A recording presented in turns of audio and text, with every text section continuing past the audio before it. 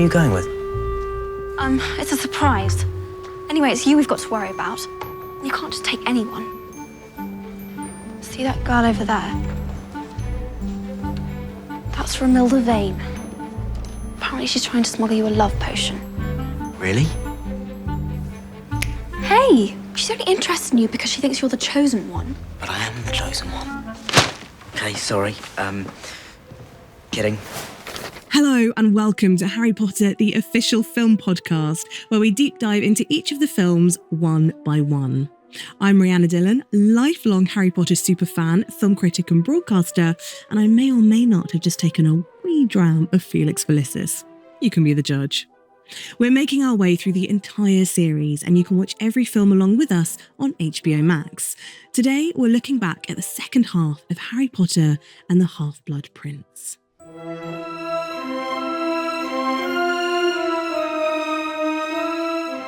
By my side as we continue on to the conclusion of the sixth film, the lav to my one. It's entertainment journalist and filmmaker Law Sharma. I thought you'd like that. Good to be back. That was really good. Thank you. Good to be back. I feel like we haven't covered this yet. Outside of the trio, who is your favourite character? Remus Lupin. Oh, I love that guy. Yeah, that I love how surprise sad me. he gets, you know? But then also he finds love. He has a tragic backstory. He's got Yes. good boys, you know, his friends. I love it. I don't know. Something about his character and him and Tonks specifically, I really loved growing up with that. And I think in the films, he's just like super charming, super endearing. And I love that he comes back in this one. I do as well. And also the fact that he's not two-dimensional at all. Like, he's not just a really lovely guy. He also has an edge. Yes. And he, like you said, it's not just his dark background, but he gets quite cross with Harry on occasion, and You could put he's him in a disappointed scuffle. with him. Yeah. Like he kind of is able to show like a full range of emotion. He's a very carefully painted character, I think. Totally, which totally plays into the whole like I am now a surrogate for the father you don't have, And even the godfather that he Yes. doesn't have anymore. yeah, absolutely. So we pick back up as Christmas approaches, and members of the Slug Club have to find dates for the Christmas party. We know Hermione's still cross with Ron because she's being loud in the library, which she never does. It's sacrilege. And she wants Harry to steer clear of Romilda Vane, who's been obsessively trying to slip him a love potion. After a well-deserved smack on the head from Hermione, Harry makes the platonically safe choice and invites Luna as his date. They are friends, Yes, after all. yes. I feel like Hermione's really got into her hitting the boys phase. Yeah. You know, like right at the beginning when she hits Ron, he's like, your best friend is missing. Totally. Which is so brilliant. I love the delivery of that. And then also again with this, when she just gives him that really good whack on the head. I mean, he deserves He it, does. but I am the chosen one. Yes. It's like, brother. Something I really loved about that scene is when Hermione is putting the books back into the shelves, there are just PAs or someone on set who has like green gloves that are pulling the books into place. And then you just digitally alter that and remove them. And it just looks like they float back in. So clever. I love that. I think that's such a cool, simple technique to utilize. Very good behind the scenes fact.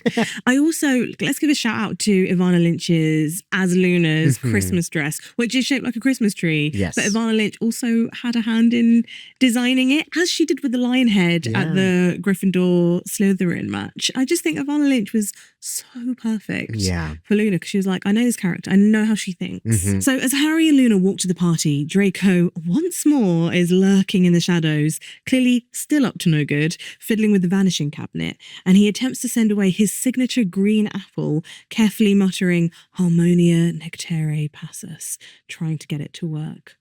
The Christmas party itself is pretty much exactly what you'd expect from a Slughorn Christmas party. Ridiculous, awkward, full of people he deems important, and this is so funny, featuring Neville, who hasn't quite made the guest list, but is instead working on the catering staff. You know what? He's jazzed to be there. He is. He looks so happy to be involved, and I'm happy for him. Hermione, meanwhile, has brought the Lord of Ick, Cormac McLaggen, purely to annoy Ron, who's developed a bit of a stalker-adjacent situationship with his obsessive girlfriend, Lavender Brown. Harry tries to stay focused on his mission to get closer to Slughorn. He has this brief interaction with Snape, who tells him that Dumbledore has gone travelling over the holidays, but no mention of where. Then Filch drags Draco into the party by the scruff of his neck, having caught him lurking without an invitation. Draco admits to gatecrashing and Snape escorts him out. It is time for the conclusion of The Half-Blood Prince. Are you ready to dip into the pensive? I'm ready to slither into this. Maybe I did hex that bell girl. Maybe I didn't. What's it to you? I swore to protect you. I made the unbreakable vow. I don't need protection. I was chosen for this. Out of all others, me. And I won't fail him. You're afraid, Draco. You attempt to conceal it, but it's obvious. Let me assist you. No! I was chosen. This is my moment. Harry follows Snape and Draco into the corridor, and overhears Draco basically admitting to Snape that it was him behind the attack on Katie Bell.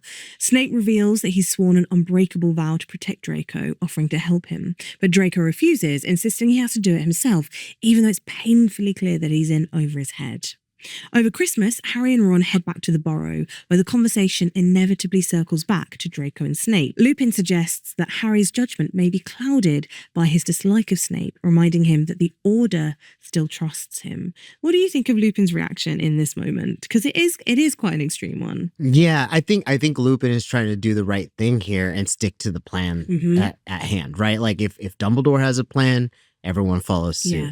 And so I think he really wants to believe him, despite their history, despite like the double agentness of it. But at the same time, is he trying to convince himself? I wonder that. That's exactly what I think. I don't know. It's tough to say. Arthur adds another piece to the puzzle, mentioning that the Vanishing Cabinet was used during the last rise of Voldemort as a way to move unseen, which suddenly makes Draco's little side quest feel much more significant. In a brief moment of quiet between Harry and Ginny, the two nearly share a Christmas kiss, but it's cut short in a very dramatic fashion when Death Eaters attack the Burrow. Fire erupts in the fields, and Harry, spotting Bellatrix, charges after her without hesitation.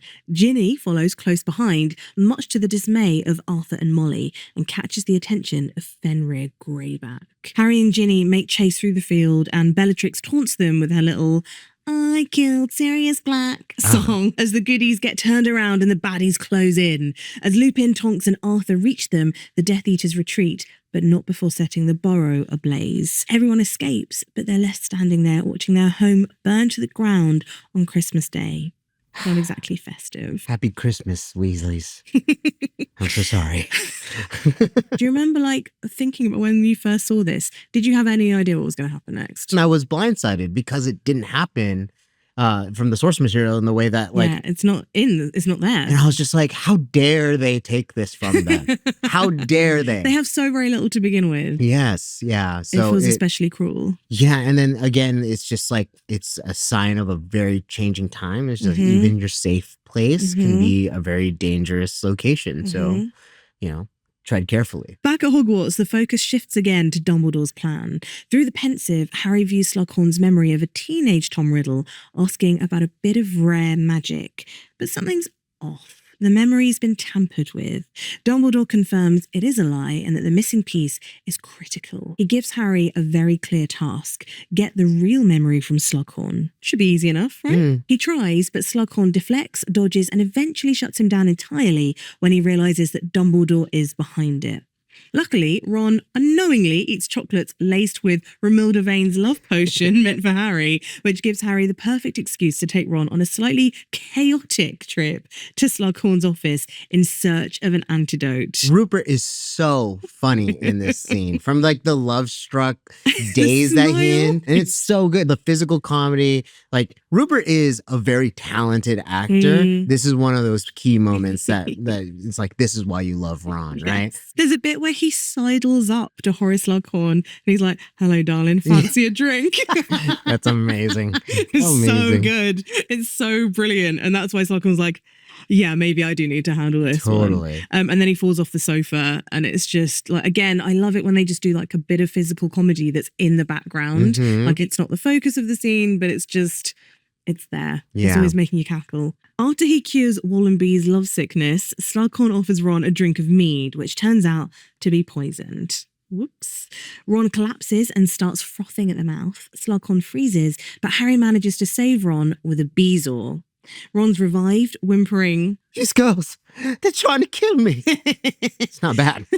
Not quite, Ronald. Not quite. That mead had been meant for Dumbledore, just like the cursed necklace. Whoever's trying to kill Dumbledore is getting more and more reckless. As Ron recovers in the hospital wing, Hermione sits by his bedside, and when Lavender comes running in looking for her Won-Won, the girls clash. Ron murmurs Hermione's name in his sleep, definitively ending the months-long struggle for Ron's affections. As Hermione sits quietly, if a little smug. Even Dumbledore chimes in with, "Oh, to be young and to feel love's keen sting." I mean, this scene is brilliant because all of the adult, like you have, again, the cream of the crop when it comes to British acting talent. Totally. And they are all relegated to like gawkers as this teenage Principal love extras. triangle plays out.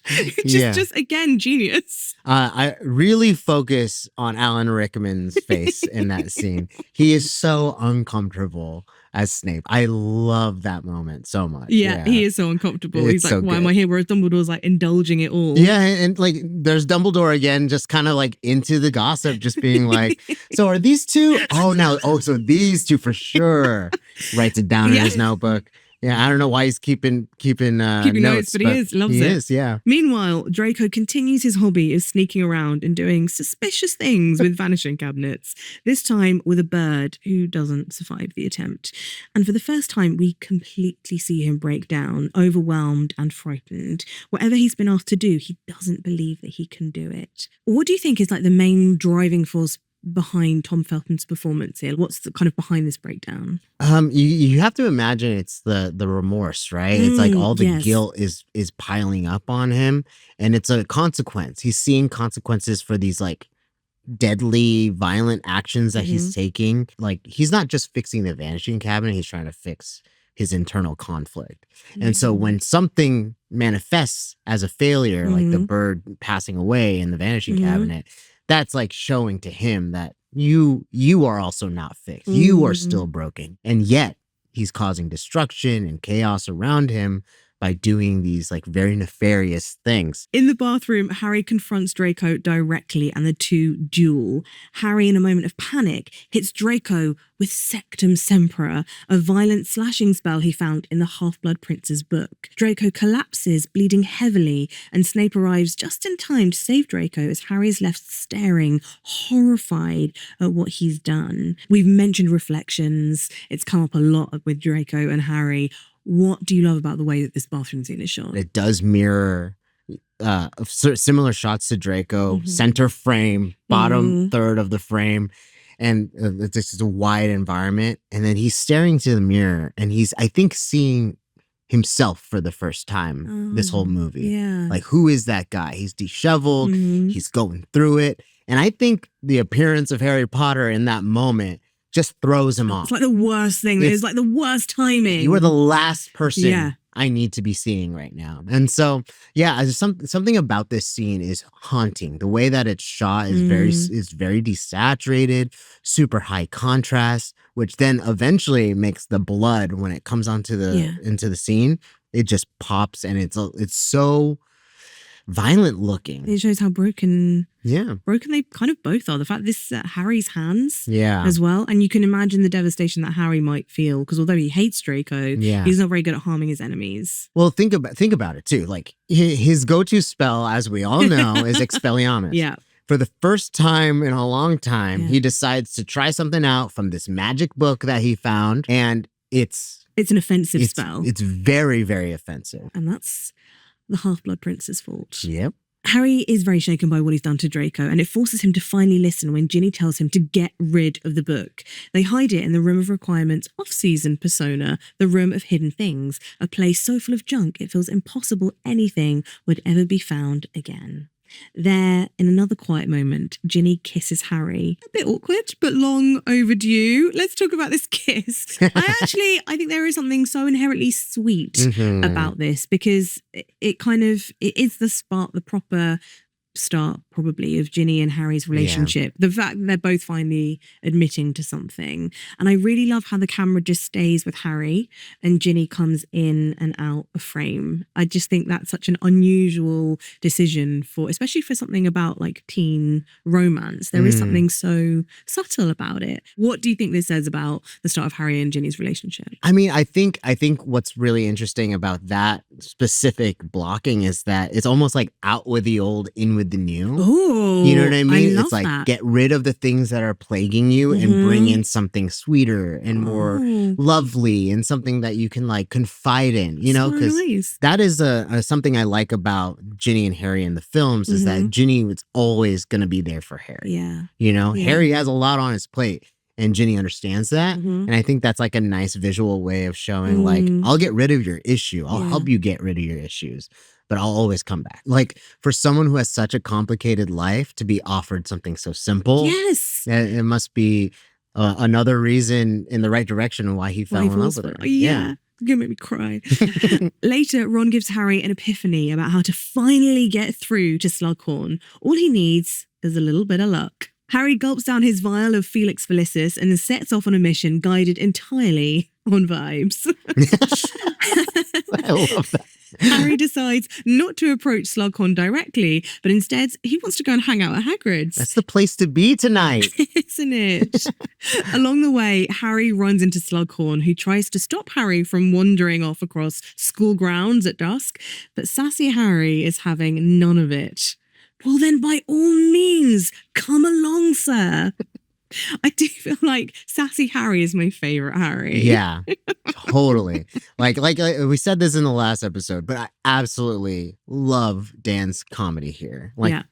The pincers we talked about. Did you notice as well, Slughorn pulls off one of Aragog's legs? Yes, I did. He's He's just like, I don't know what to do and with he this. said, I'm sorry about that. And he puts just shoves it. That's crazy. It's crazy. But I have to say, Slughorn's speech is quite moving. It's very good. He has a way with, Aragog, like the way he pronounces it. It's so satisfying, poetic, and weighted. He really uses like the full range of his voice. King of the Arachnids. Like, yeah. Absolutely. It's an excellent performance from Jim Broadbent. After Aragog's slightly theatrical funeral, it's followed by a good old-fashioned wake where the libations are flowing between Hagrid and Slughorn while Harry sits in a corner, still buzzing off Felix Felicis. A few glasses deep, Slughorn begins to open up. He shares a story about Lily Potter and Francis, the fish that she once gave him that disappeared the day she died. Harry uses that moment to draw a parallel between Lily's sacrifice and Slughorn's reluctance to tell the truth. He asks him to be brave, to not let her sacrifice mean nothing. And it works. Slughorn finally gives him the real memory. Back in Dumbledore's office, they watch Slughorn's memory together. Teenage Tom Riddle, calm and curious, asks Slughorn about Horcruxes, about splitting one soul through murder. Voldemort didn't just try and become immortal, he succeeded multiple times. The diary, the ring, and more are out there. Dumbledore's been searching for them all year, and now he's roping Harry into the search as well.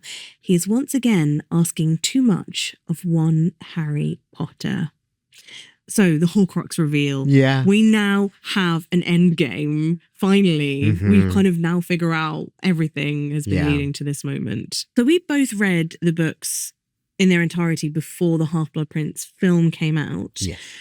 Were you surprised at how early they do this reveal when Harry touches the ring, that he has this connection in some way to the Horcruxes? Surprised? Not necessarily. I think it's like, it's clever, right? Because there's so much that you need to kind of cover in that last book and that last part of the story. So to introduce it now and to even show what I like about the scene is on top of the twitch, Dumbledore makes some really interesting eye contact with Harry. And I think he's sensing something and it sends a message to the audience as viewers that we should also be wary of what he's feeling and seeing. I also love, because Dumbledore is so often in the know, that this surprises him. Totally. This surprises him, as does the reveal that it might be Horcruxes that they're looking for. And you can tell he's had suspicions, but to have both of these things confirmed about the Horcruxes and Harry, you can, like, that's quite an unsettling moment. We as the audience member feel like the rug being pulled out from underneath our feet. Like, if Dumbledore doesn't know,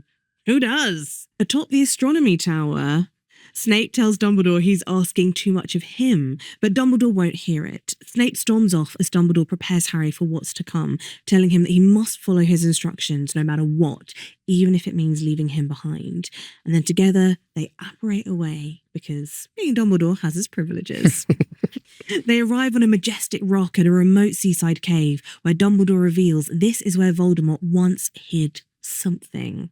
Inside, they cross a dark lake to reach a basin containing a potion protecting the Horcrux. Dumbledore's got to guzzle it all down for them to succeed in their mission, and it's no easy task. Dumbledore weakens to the verge of tears, begging for it to stop, and Harry reluctantly forces him to continue. Tell me about this performance from Michael Gambon. Fantastic. Fantastic. That's it. No notes. No notes. 10 out of 10. No, honestly, like leading up to this point, like coming off of Order, we just saw Dumbledore in almost peak form in that final battle, right? Yeah. And to see him slowly lose his mind and then the reluctance to keep going. There's something still inside of him, despite the state that he's in, that continues to push on because he knows his task is larger. You know, he has something to do. And he's good at his job. He's really good at his job. It is really scary to see a weakened Dumbledore. And when he looks up, I think also when it's slightly over and he has a moment and he looks so like a child, just so trusting of Harry. Yeah. And I think that's a really poignant moment, like the tables being turned, because obviously we keep talking about the trust. Everyone has to trust Dumbledore. But Dumbledore clearly from the beginning has so much trust and belief in Harry. And it's a weird moment to see that, but it shines through so clearly when Dumbledore is portraying essentially like a broken mind. Yeah. And Harry's so gentle with him too, that I think he needs to see that trust through. When it's done, Dumbledore collapses, desperate for water, but as Harry tries to retrieve some, the Inferi rise from the lake, dragging him under. Harry struggles for his life in a scene straight out of Dante's Inferno, until Dumbledore, with the last of his strength, summons fire in a monstrous swirl and drives them back, bringing Harry to the surface and parting the flames for their escape with the locket. This is one of the scenes in this film that like really exemplifies the excellence of the filmmaking in this movie. This film was nominated for Best Cinematography at the Oscars, and it's because of the visual components of scenes like this, right? And the color palette's really interesting. They spent a lot of time also seeing how fire would move on this production, because it comes up a lot, obviously. But the scene where Dumbledore is swirling the fire around, if you see the behind the scenes footage, it's him on quartz-looking platform, like a crystal platform with real flames and then green screen walls. And like, that's kind of cool that it all comes together and blends so well, because the use of practical effects and sets on top of the visual effects that they add is just top notch. It's interesting that you're talking about like where they found inspiration, because there's also like the Caravaggio paintings. There's like the kind of where you see the like the light source, like you say, the kind of how it's reflecting on their faces, but also all of these incredible stories of mythology. I mean, I'm listening to the Odyssey at the moment, and it's really interesting to hear about like, you know, Hades and the River Styx as well. Yeah. Like the kind of Greek mythology elements that come forth, and the undead. It's a bizarre thing. We've seen Harry struggle underwater before with a very different kind of aggressive creature. But there's something really haunting about a corpse trying to drag you further into the depths. And I also love the effect of the fire coming into the water and like knocking them off of him. Like, I think this scene is like, while it's dark magic and scary, it's like a really exceptional showing of Dumbledore's power and like how good his magic really is, even in a weakened state. Harry and Dumbledore apparate back to Hogwarts, but their victory is short-lived. While they've been away, Draco succeeded in his side quest. Using the repaired vanishing cabinet, he invites Death Eaters, including dear Aunt Bella, into the castle, but he doesn't look thrilled about it. Dumbledore instructs Harry to get Snape if he can, but to otherwise remain hidden, and above all, to trust him with whatever happens next. Harry abides, tucking himself away below them. Draco confronts Dumbledore. He disarms him, reveals his freshly inked dark mark, and confesses everything. Dumbledore doesn't fight him. Instead, he tries to help, telling Draco he's not a killer. Draco lowers his wand. He can't do it. Somebody give this boy a hug. When the Death Eaters arrive, Auntie of the Year, Bellatrix Lestrange, urges Draco on. A moment later, Snape appears down below. He silently signals Harry to remain quiet and then ventures into the standoff. Dumbledore looks to Snape and says quietly, "Severus, please." Avada Kedavra. Harry, frozen, says nothing as his mentor falls to his death. How are we feeling right about now? Even if you know it's coming. Yeah. Which you do. Which you do, right? The book had been out for a while. It's still devastating. Absolutely devastating. And it's weirdly peaceful too. Yeah. The fall itself is really haunting to me. Because it's like, why do you think that sort of lack of like action around it is so much more impactful than if there had been like yelling and panic and all of that? There's something really effective of relying solely on your visual understanding of a scene. Because I think when you go through something traumatic, sometimes your senses don't necessarily fire off the way they're supposed to. And so as a viewer, yeah, there's a lot of things happening. You know, the Death Eaters go on and start like causing some more destruction around the castle. But there's something really solemn and peaceful and attention grabbing about quieting everything else but what you need to focus on. And I think that's why it's such a really effective filmmaking moment. It's slow motion, which is kind of unexpected, but it's because it replays again in later films as well. And you can almost see that, even though it's not from Harry's perspective, you can imagine that that's what he's seeing. Yeah. Because he couldn't be there. And also the fact that Harry like hears the final words from Dumbledore to him is, "Harry, do as I say, trust me." I find that so powerful that those are Dumbledore's very, very last words to Harry. Trust me. Yeah. It's like a reminder. Whatever else you hear for the rest of, until this all ends, whatever else you think, just through it all, trust me. Yeah. The Death Eaters flee, casting the dark mark into the sky. Harry chases after them, furious, devastated, and attempting to curse Snape with Sectum Sempra. He cries, "Fight back, you coward, fight back!" Then Snape reveals the truth. He is the Half-Blood Prince, whose book Harry's been dutifully studying all year. And Sectum Sempra? He invented it, babes. What do you think about that reveal of him being the Half-Blood Prince after all this time? I think what's so interesting about the choices being made from the performances is that Harry is on one, right? He's frustrated. He's screaming. He's on one. Yeah, he's calling him a coward. Yeah. Snape is grounded. He almost turns back to be like, by the way, you probably need to know this information, but I'm going to carry on. And I think that choice is different than another actor would have taken. Yeah, I think you're right. I think it would have been bigger. Yeah, I think it would have been a big, like, I am the Half-Blood Prince. But he didn't do that. He said, I'm the Half-Blood Prince. What did you say? I'm the Half-Blood Prince. No, I love it. I think it's interesting because the first time I watched it, I was confused. I was like, this should be bigger. This should be a crazy reveal. But in the moment, it's like the least important thing happening. Yes. You know what I mean? Yeah, it's just like a little... There's so much going on. We also see like Helena Bonham Carter is like having the time of her life. She like blows out the windows to Hogwarts' Bellatrix at the Great Hall. And then you have this moment of Draco. How do you feel about Draco in these moments? Because we have this build up. He's prepared to murder Dumbledore to save himself, to save his mother. And then he's been so dismissive of Hogwarts as a school, as a home, as anything. This whole film, we see him right at the beginning, kind of hating on it, and then he looks so torn and remorseful and lost and confused. He doesn't want to be doing this. No. He can't do it. He physically doesn't understand what it would take to take a life like that. Not only a life, Dumbledore's life. And I think it's probably such an emotional whiplash for him to be ready to try to commit and then fail.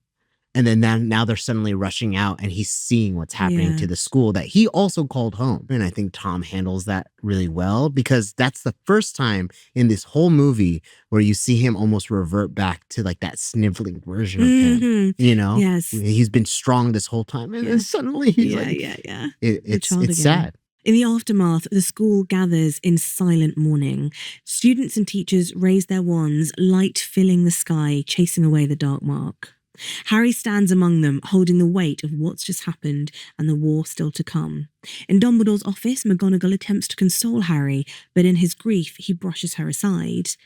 Later, again on the Astronomy Tower with Hermione, Harry grapples with Snape's actions and reveals that the locket they retrieved is a fake.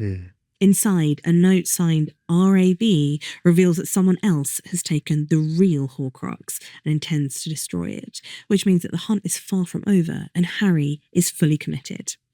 Hermione and Ron, of course, have already decided they're going with him. They need to stick together if they're going to have any chance of succeeding. As Fawkes flies overhead, lamenting the loss of his master, the trio looks out from the tower. In the final moment, Harry contends with the reality that he may never come back to Hogwarts, stating simply, "I've never realised how beautiful this place was." And that's the conclusion of Harry Potter and the Half-Blood Prince. Wow. Wow. Wow. Wow. Okay, dare I ask, do you have a favourite moment from the second half of Harry Potter? Oh my gosh. Can I tell you one of my favorite shots? Yes. In the Astronomy Tower. Draco has his wand. Snape is in the center frame, back of his head. Yeah. And Dumbledore is on the other side. And he's lit. It's darkness. It's Snape. And on the other side, it's light. Whoa. And I love that moment. I love that moment because it shows Snape's conflict. Yeah. And sometimes it's very cut and dry. Remember what I was saying? He's sometimes off center. For the first time, we see his two choices in front of him. And yet, he still chooses to kill Dumbledore. But as a viewer, we still don't know the implications of that or the why behind that. And so it's almost like we need to trust the process in the story. I don't know. I love that shot so much. That's incredible. I think it's super sick. Yeah. That's gorgeous. Yeah. I mean, I was going to say, I really like the bit where Lavender draws a heart on the window on the train. Also very good. Very funny. It's a good one. It's a good one. Oh, the initials are our initials. That's crazy. R&L. Oh my God. Was that why you did the 1-1 lav bit? Lav, 1-1. Oh. Run. It's so good. Okay, sorry. A little epiphany there. Put that in the pensive for later. He doesn't have the stomach, just like his father. Let me finish him in my own way. No! The Dark Lord was clear the poised to do it. This is your moment. Do it. Go on, Draco. No! No.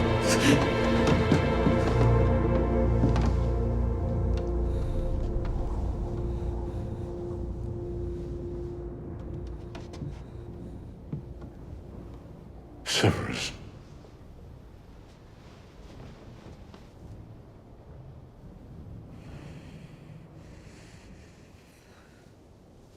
Please. Avada Kedavra. Now, no matter if you knew it was coming, whether you've seen this film a million times or it's the very first time, Snape's Avada Kedavra still hits like an absolute gut punch. So we are, of course, required to discuss Dumbledore's death and the heart-wrenching twist that shattered fans worldwide. You talked about like the light and the dark, which is really beautiful. But why is the Astronomy Tower playing such an important role here in the Half-Blood Prince? How does that play into Dumbledore's literal fall from grace? Oh, I think that's a perfect way to say that, is that it's a literal fall, right? Like everything that Dumbledore stood for, protection of Hogwarts, defeating the Dark Lord, we literally see that plummet to the earth. There's not a better visual way to show a loss of hope than that. And obviously the Astronomy Tower is just a visual, like it's a set piece that really stands out throughout this film. And we had allusions to it at beginning of like Draco saying, I'd rather throw myself off of this.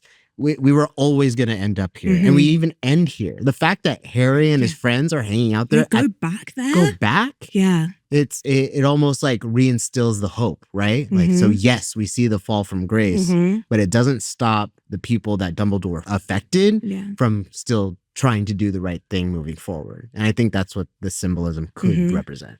It always really strikes me as incredible of like, remember the first time that we met Dumbledore in the Philosopher's Stone? Yeah. And you kind of, I don't know, in the books there's like these jokes about him having like a map of the London Underground on his knee, and he feels like such a fun, like whimsical figure. He kind of makes jokes about seeing socks in the Mirror of Erised.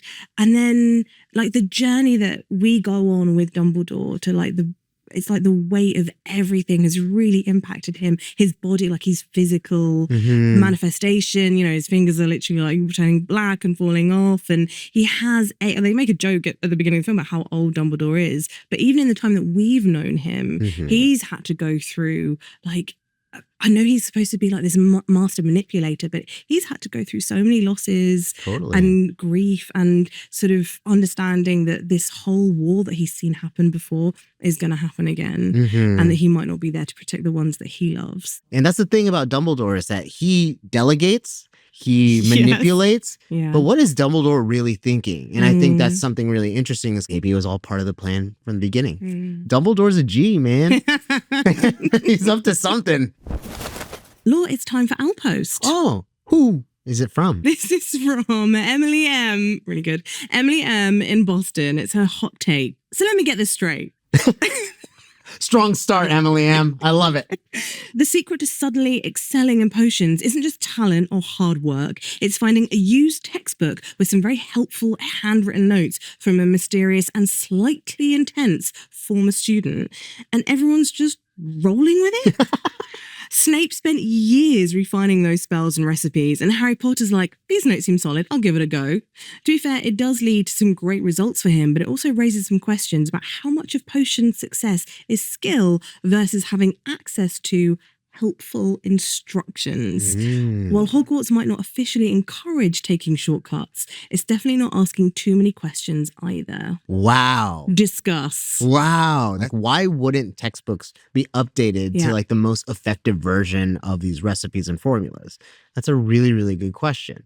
Like, why is the curriculum not growing with the students? And also you'd think that being a Hogwarts professor, that Snape would have like some influence on the textbooks that are being written for Hogwarts students. If he's worked there for what, let's say 15 years at this point, that, you know, within that time, he'd be like, well, this is all rubbish. I'm going to teach them a better way. Yeah. Let's not maybe use advanced potion making. What's also interesting about that is that if there is ego attached to Snape at all in the way that, you know, that pettiness or whatever, why would he give those secrets though?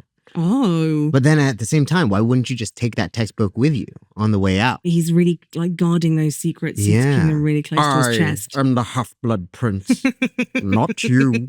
You know what I mean? That's like the subtext of that. Yeah. It's like, only I can use this stuff. If you have any hot takes, we want to hear from you. Keep an eye on our socials at Harry Potter for your chance to send in all of those favourite moments, or of course any burning questions that you might have as well. You remember the conditions on which I brought you with me? This potion might paralyze me.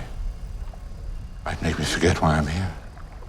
Might cause me so much pain that I beg for relief. You are not to indulge these requests. It's your job, Harry, to make sure I keep drinking this potion, even if you have to force it down my throat. Understood?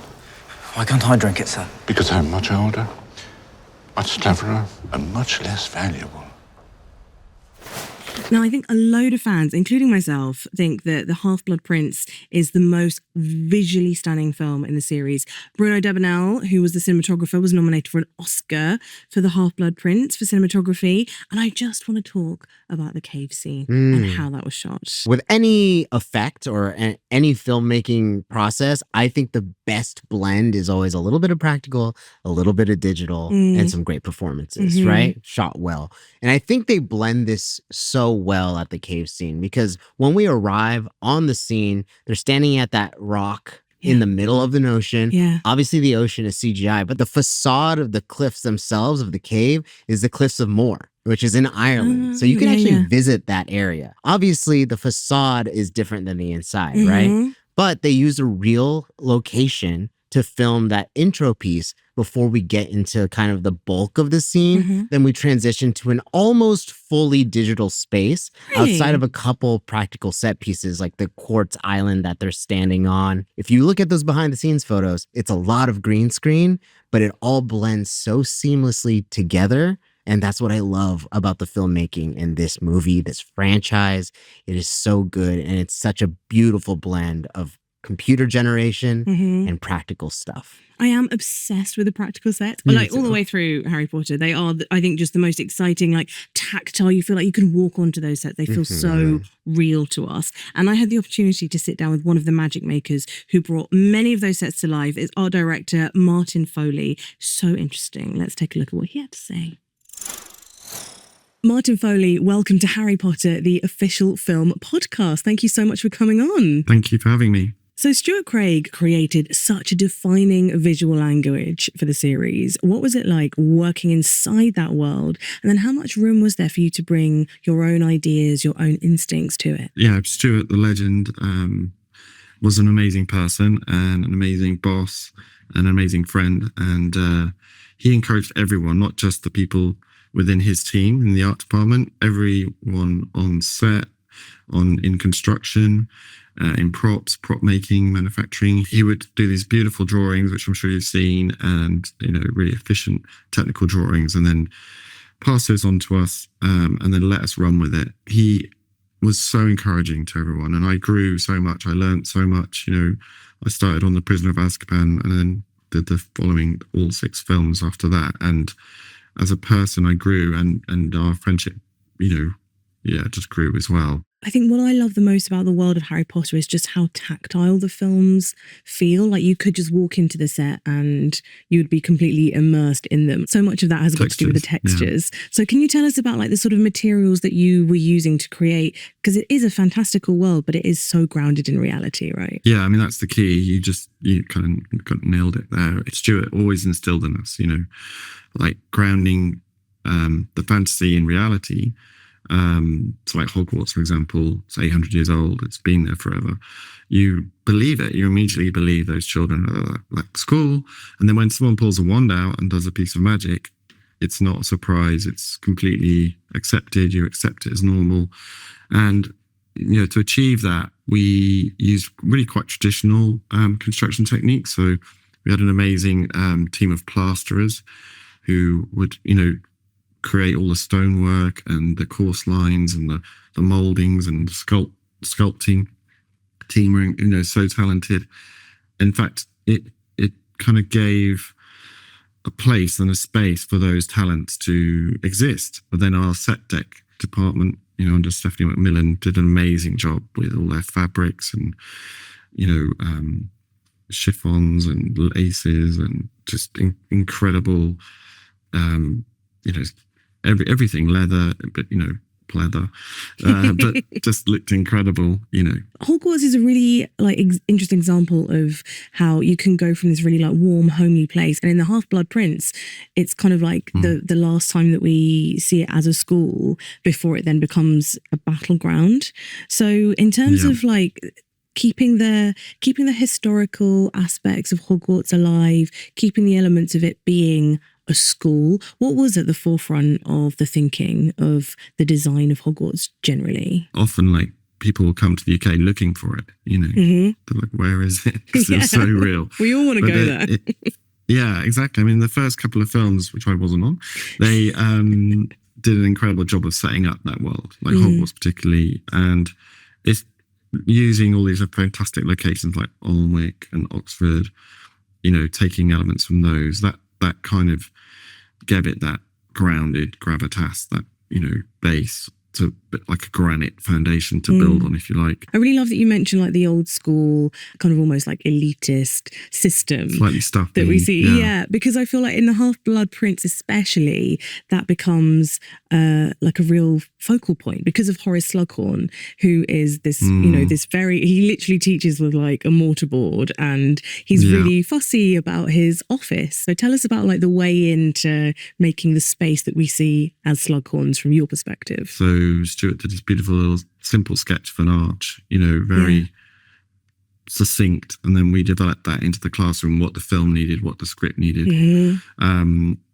You know, and then our graphics team did an amazing job at all the runes and the writing and the gold around each arch, and Set Deck did a brilliant job with all the potions themselves. Then Slughorn's, I think, was a revamp of possibly another set, so pieces of like the Room of Requirement or something were the foundations of the walls, and it's just layers and layers and layers, a bit like your set there.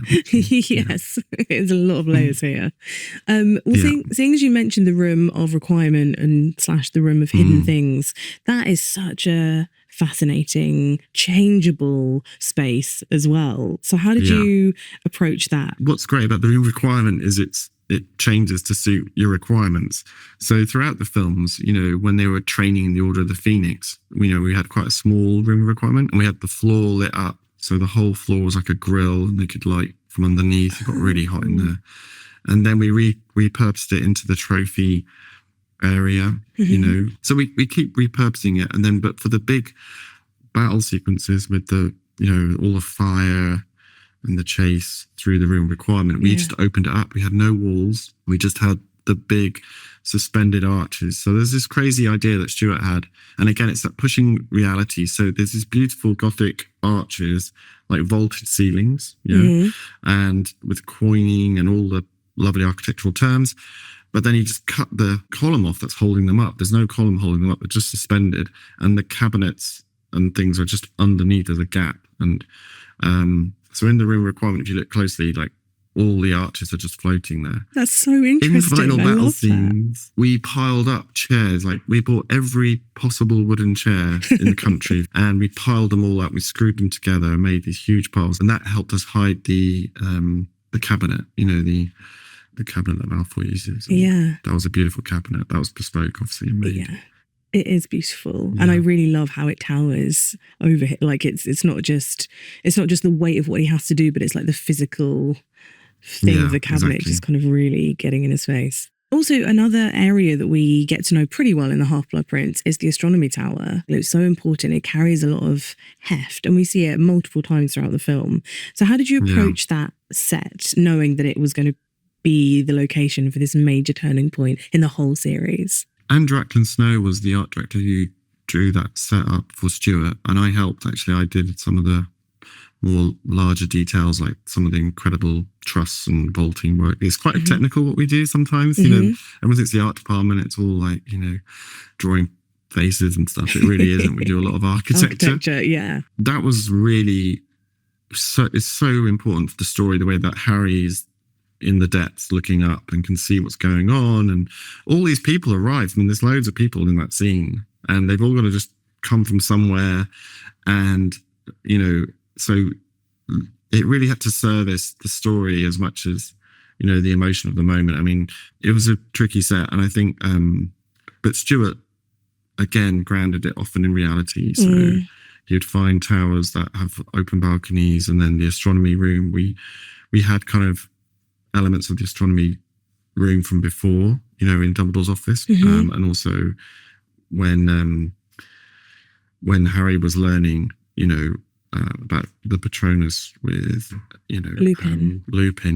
That was a great scene, and that was in the astronomy room. We took some of those elements and put them outside and made them bigger, and we had real backings outside. So what you see is like painted backings on those, you know, for the view, and again that makes it feel real. So, you know, you were talking about textures earlier. In Harry Potter, we use blue screen and green screen occasionally, you know, that's true, but we did do an awful lot of painted backings, which is when a scenic artist actually paints a huge painting. I mean, I don't know how they do it. We give them a reference, and then they can stand back and they can paint this huge painting to scale. And there's an awful lot of that in the Half-Blood Prince, actually, rather than this giant blue screen, because it's hard. There are certain films, and on Potter as well, we did have some whole sets where there's a lot of green screen, and it's tough. It's tough on the actors, tough on the crew. And I think it's so nice to use those real materials, real paint, real artists. Thinking about the Deathly Hallows, I think it's really interesting that we see...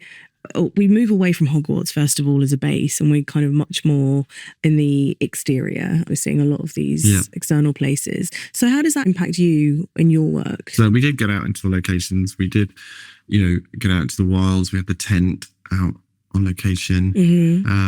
We got out into the woods, literally, around the studio, like Burnham Beaches and stuff like that. And we took Lena Lovegood there, and she met the Thestrals, and that's all in real locations. And then we also, one of my sets was the Frozen Pond, where they tried to destroy the Horcrux. That set was a joy. And I also did Godric's Hollow. So, and Godric's Hollow is like snow covered, beautiful. All of those films that you've worked across, all the directors, all of the sets, what were your biggest challenges? I don't know what the single challenges. I mean, constantly revamping, trying to find new ways of using things. And I loved all of it. I loved those challenges. That's what drove us, really. People think, oh, Harry Potter, it's the same. You did the same thing every time. And it's like, we never did the same thing, Like, some of the sets stayed up. That's true. But even like the Great Hall, which, we did the Yule Ball, and we, everything was clad in silver, and there's some, that was a great scene, and then obviously, the Ministry of Magic, huge set, and it was so big that I was looking after it as we were filming, and we had to dress up as wizards so that we could be in there. We didn't really have to, but we did. Wanted to. Me and my standbys, we were offered to do it, so we all got, we had the makeup, and so I'm in Harry Potter 5. That's so cool. Order of the Phoenix. Well, I was a minister. I was a Ministry of Magic wizard, so I had like the gown and the folder, and I had this weird little beard they gave me, and I was sweating.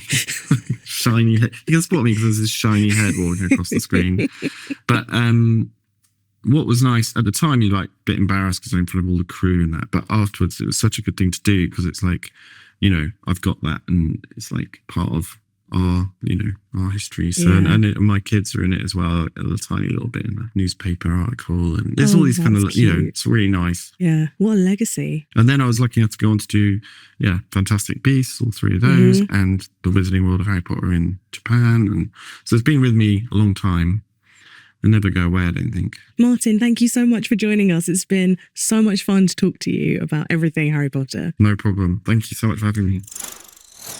All right, Law, it's time for trivia. Oh, I'm panicking. I have high hopes for you in this one, though. Okay. As I do every time. Yes. Which school subject dominates the plot of The Half-Blood Prince? Potions. It's obviously potions. It better be potions. It is potions. See, we're going very easy on you this time. Okay, thank you. What did David Yates specifically want to avoid in the design of the Inferi? That they look like zombies. Yes. Yeah. I know that one. I knew that one. Well done. What does Harry use instead of a spell to save Ron from being poisoned? The Bezoar. Bezoar? Yeah. How do you pronounce that? I would say a Bezoar. You did so much better, Law. Yeah, so thank much you. better. McGonagall would be so proud. 50 points to Gryffindor. She would be kind of proud. She would smirk at you. Yeah, I'll take a smirk. The trolley has arrived. So before we go, I'm going to reward your hottest take or your strangest theory or burning question with a very sweet treat from the trolley. So what have you got for me? So for me, because there was concept art of it, I just wonder why we didn't get a proper Dumbledore's funeral. Yes. Being such a huge figure in the wizarding world, you just know everyone's going to come out to pay tribute to this man. And I do love the wands going up towards the sky. It's a very beautiful moment. But I do think we could have spent a few minutes honoring Dumbledore and saying goodbye properly and seeing how different characters kind of adjust to that big change. And like, you know, I don't mind a centaur or a giant coming to say goodbye either. That person at the edge of the lake. Yeah, like let's get some more magic involved when it comes to saying goodbye to the man who made the magic happen for so many people. I think it's beautiful what we got, but to say goodbye as a viewer, it would have been really lovely to do it in a peaceful way. That's just my opinion, and I'm putting it out there. Okay. Yeah. And that's fair enough. Yeah. I'm going to give you a sweet treat. What do you want? You know, to go into the theme today, I will be taking a Felix Felicis. So my one is that, you know, a lot of people had a really difficult year. Of course. Yeah. Especially Dumbledore. Dumbledore especially. Draco too. Yes, of course. Probably wasn't great for Snape either. No. Do you know who had a great year? Who? Ron Weasley. He did have a pretty good year. This is Ron Weasley and the best year ever. He became like a Quidditch star. Yes. After, you know, a not a very auspicious beginning. Yeah. Right. He gets a girlfriend. Yeah. He gets his first snog. Boy, did he. He got a few of those in this movie. Yeah. I mean, he literally had the Gryffindor common room chanting his name. Apart from the tiny little case of poisoning. Yes. He doesn't run into like a massive heart, like he doesn't get knocked over the head by a massive chess piece. No. He doesn't come face to face with Voldemort or anything. No. He had a great year. Yeah, because it's about to get really bad. It's going to get so bad. Because it's so bad. Yeah, the next year for Ron does not go so well. Yeah. He really lets us down. I like that. That's a good book title. Ron Weasley and the Perfect Year. Very good. So what do I get? What am I going to take? That's up to you. That's up to me. Choices, No. choices. I'm going to go for the fudge flies. Yeah. I have a real penchant for these, you know. Why don't they just like make them something cuter? That's Like and not everything needs to be cute. Yeah, I know, but fudge flies They're still versus like a delicious. fudge ladybug, small adjustment. I Could have feel been like cute. Umbridge would have been a big fan of these. Yeah, Fellow that Slytherin. tracks. Trolley, you've done the work. You can go now. Thanks, bye. So that is Harry Potter and the Half-Blood Prince, a film that starts with doom and gloom and ends with doomier and gloomier. Yeah, yeah. Lord, thank you so much for joining me Thank on you for this having me. potion-filled journey. I had so much fun. I love being here. Up next in our series, we're continuing on to Harry Potter and the Deathly Hallows Part 1. Harry, Ron and Hermione are on the run as they attempt to chase down the remaining pieces of Voldemort's soul. Join us on our film-by-film look back through the series as we rewatch every Harry Potter movie on HBO Max. And in the meantime, we want to hear from you. Share your thoughts and keep up with the latest from us on social media at Harry Potter. As we make our way through the films, we'll be checking the comments to dissect your burning questions and your hottest takes. Until then, don't forget to pack your beaded bag. And if the best plan that you have involves polyjuice, I don't know, maybe try and think of something else. Bye! Bye! For those of you who haven't taken Polyjuice Potion before, fair warning, it tastes like goblin piss. I have lots of experiences with that, dear Maddo. Just trying to diffuse the tension. Harry Potter, the official film podcast, is produced by HBO Max in partnership with Pod People. This podcast is hosted by me, Rhianna Dhillon. Our head writer and lead producer is Angela Palladino, and our associate producer is Emily Mansfield. Our line producer and production manager is Hannah Pedersen, casting by Brianna Frapart. Production design done by Liz Klakowski and her team Kevin Fallon, Marcel Banks, Jeff Cross, and Amelia Caceres. Our technical director is In-Sung Huang, along with camera operator Nick Gregorio. Our studio audio engineer is Frank Galvan. Hair and makeup by Ali Elizabeth. Production assistance by Cameron Robson. Our video editor is Susanna Vasquez, and the show is mixed by Carter Wogan and Marina Pais.